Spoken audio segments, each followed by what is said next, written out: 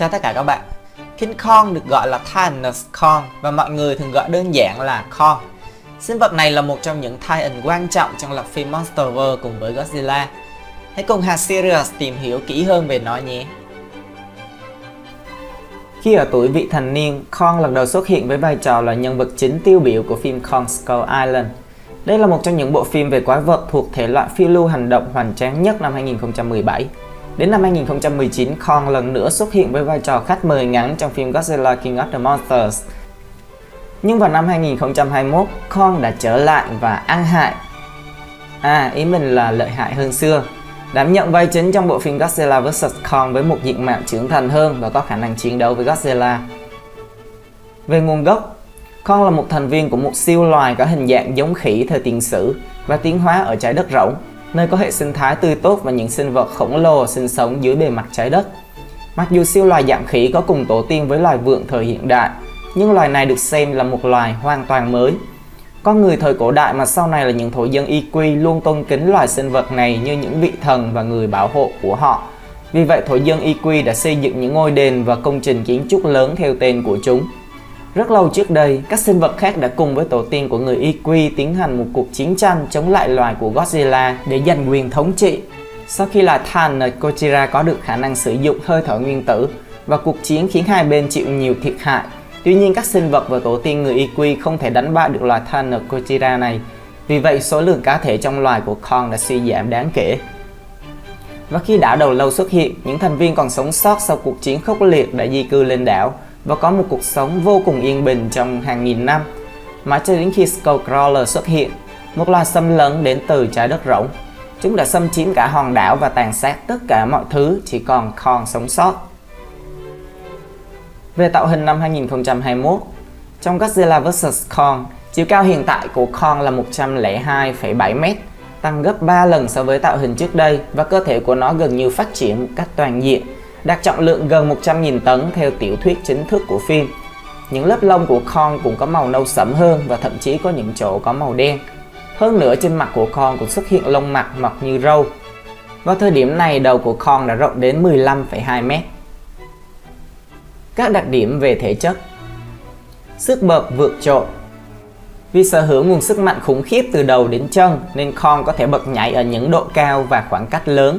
Trong trận chiến đầu tiên với Godzilla, Kong có thể nhảy từ tàu chở hàng sang một chiếc tàu khu trục ở gần đó và sau đó tiếp tục sang tàu sân bay chỉ trong 2 lần nhảy.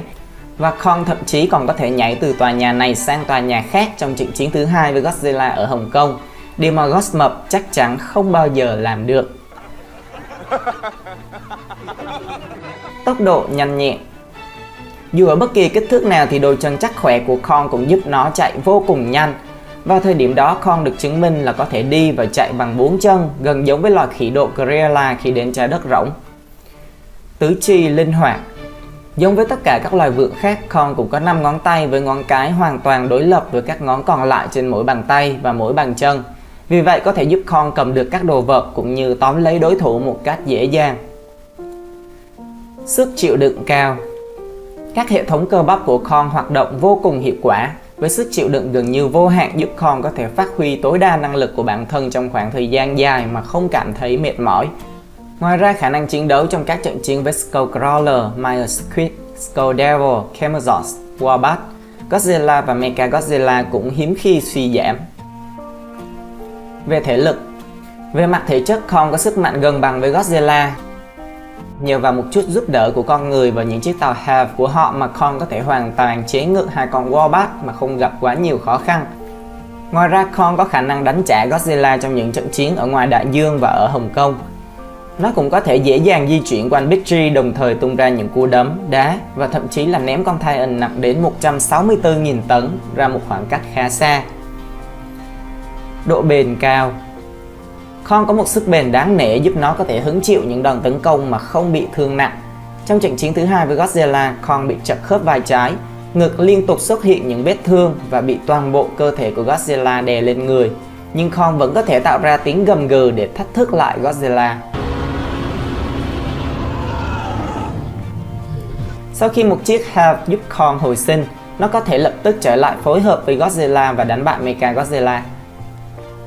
Về tuổi thọ, Kong có tuổi thọ rất lâu, vì thế nó có thể sống được rất nhiều năm.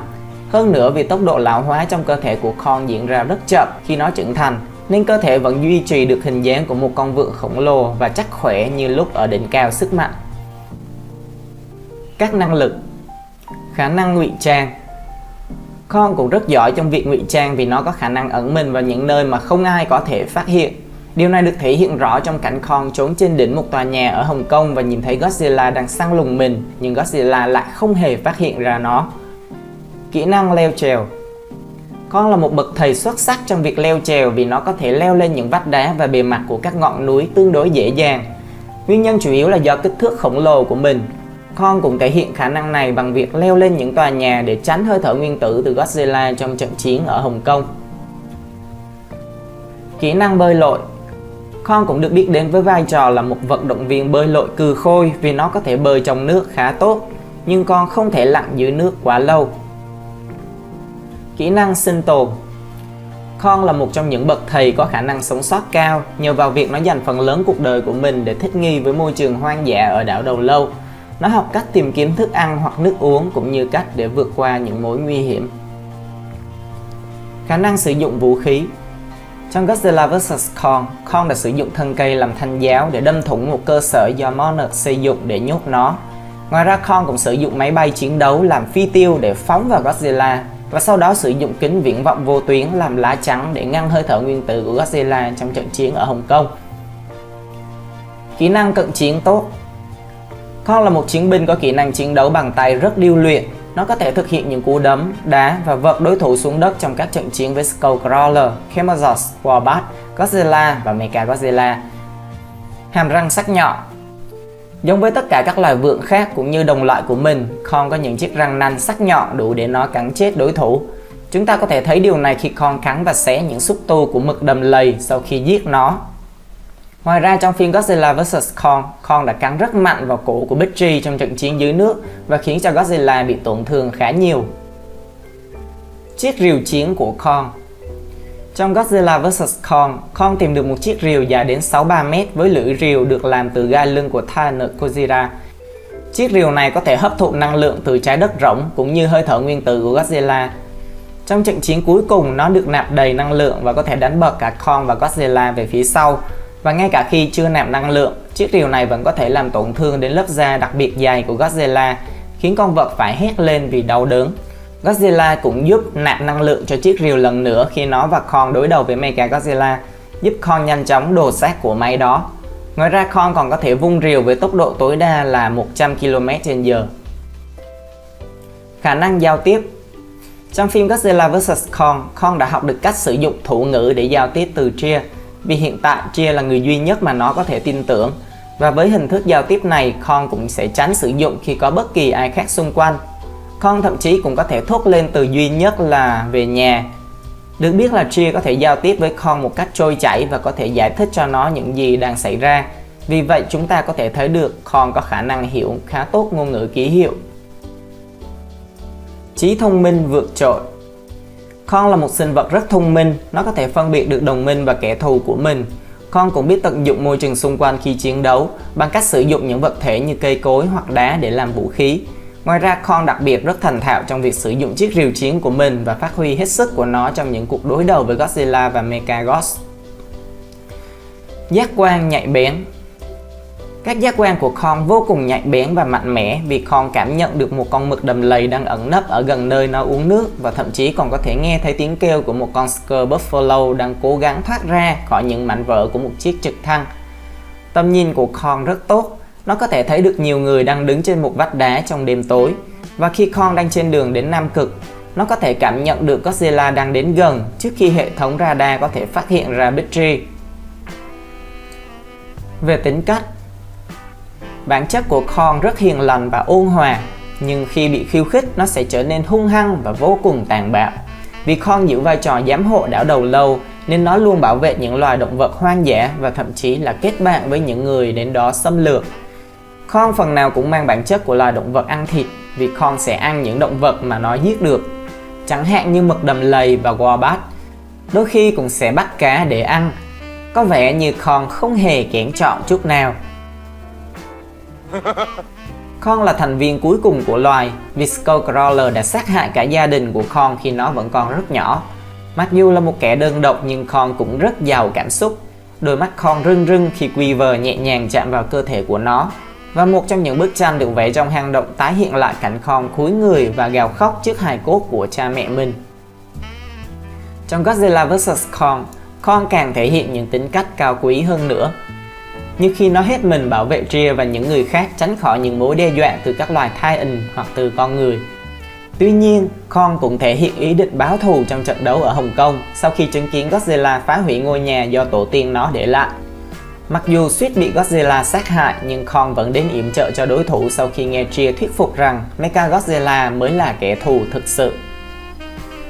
Về những điểm yếu, da của Kong khá đàn hồi và săn chắc, nhưng dường như không dày bằng vảy của Godzilla để có thể bảo vệ nó khỏi hầu hết các cuộc tấn công. Vì điều đó nên Kong dễ bị thương do các loại vũ khí hạng nặng và các vật sắc nhọn di chuyển tốc độ nhanh. Như khi cánh quạt của máy bay trực thăng lướt qua có thể làm lòng bàn tay của Kong bị thương, và khi chúng phải đạn pháo, cánh tay của nó liền bị thương rất nặng. Lửa napalm cũng có thể đánh hạ được Kong khi ngọn lửa này đốt hết khí oxy xung quanh Kong và khiến một số bộ phận trên cơ thể của nó bốc cháy.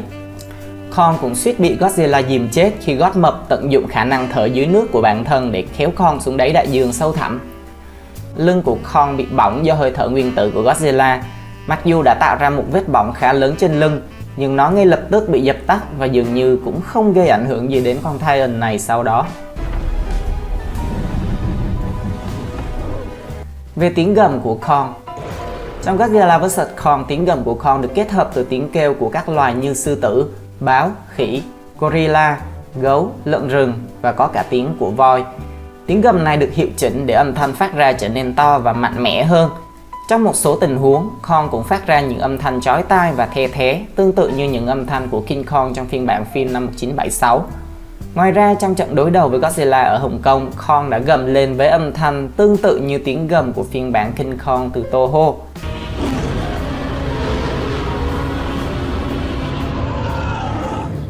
Và khi Kong vung rìu để chém vào đầu của Godzilla, âm thanh mà Kong phát ra được hiệu chỉnh từ tiếng gầm của voi và tiếng thét chói tai của gorilla. Và video của mình đến đây là hết. Cảm ơn các bạn đã theo dõi. Xin chào, hẹn gặp lại vào video tiếp theo nhé.